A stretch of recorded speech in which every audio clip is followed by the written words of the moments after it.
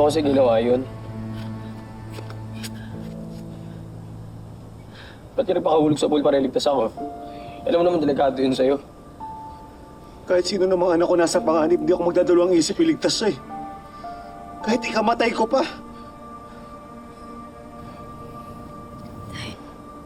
Sorry.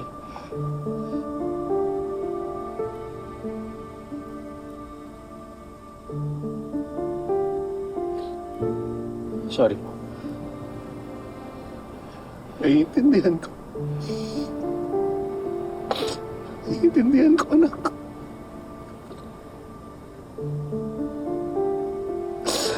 Sobrang laki ng kasalanan ko sa inyo.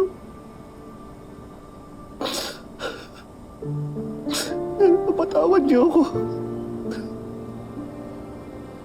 Patawarin niyo ako.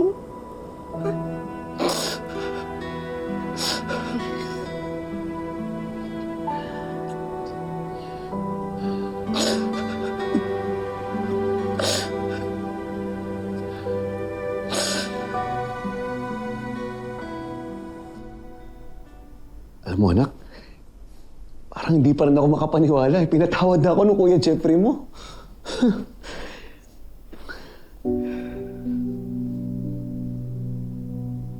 Oh, bakit tahimik ka?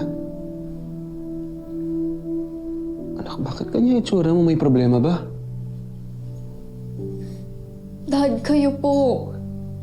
Kayo po yung problem. You risked your life again. You saved someone's life without thinking na baka mapahamak kayo. Pero anak, malulunod na yung kuya mo. And kayo, Dad, hindi niyo po ba naisip na pwede din kayo malunod? Dad, you already risked your life before. And look what happened. Naging paraplegic po kayo, Dad. Ayoko pong mag-sound selfish. Pero Dad, magtira naman po kayo para sa sarili niyo. Para sa akin.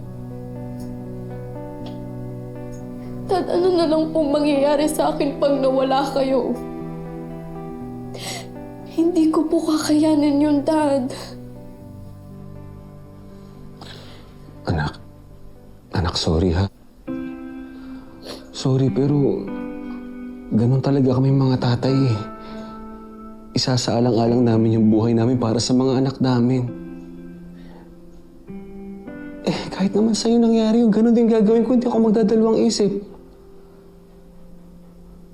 Siyempre, anak, mga dugot laman ko kayo. Hindi ko kayo hahayaang mapahamak.